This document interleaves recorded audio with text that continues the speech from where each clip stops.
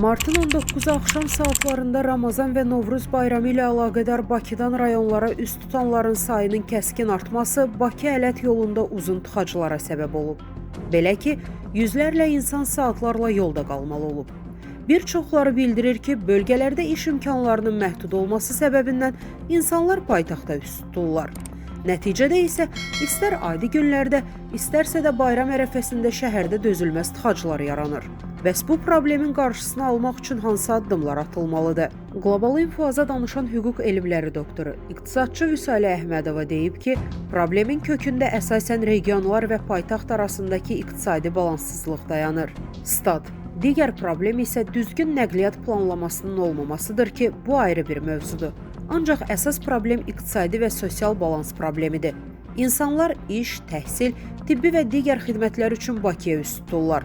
Aparıcı universitetlər və ixtisaslaşmış xəstəxanalar əsasən Bakıda yerləşir.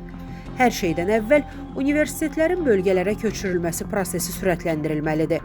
O cümlədən də bölgələrdə iş yerləri və müxtəlif xidmət sektorları inkişaf etdirilməlidir.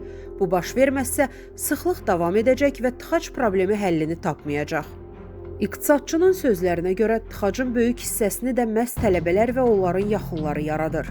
Ailələr tələbə adını qazanan övladları ilə birgə uzun müddətli olaraq Bakıya köçürlər. Digər qism isə işləmək üçün və müxtəlif xidmətlərin dalınca Bakıya üz tutanlardır.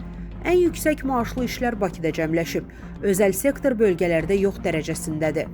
Vüsalə Əhmədovanın fikrincə, ümumiyyətlə hamı Bakıda yaşamalıdır modeli dəyişməlidir. Gəncə, Sumqayıt, Mingəçevir, Lənkəran, Zaqatala, Ağdam kimi regional mərkəzlər gücləndirilməlidir. Dövlət qurumlarının bir hissəsi regionlara köçürülsə, böyük bizneslər və xarici investisiyalar bölgələrə yönəldilsə, problem həllini tapar. Regional mərkəz şəhərlər strategiyası düşünürəm ki, bu cür qurula bilər. Qısası, regionlar özünü təmin edən iqtisadi zonalara çevrilməlidir. Statın sonu. Əziz izləyicilər, xəbərlərdən məlumat əldə etmək üçün kanalımıza abunə ola bilərsiniz.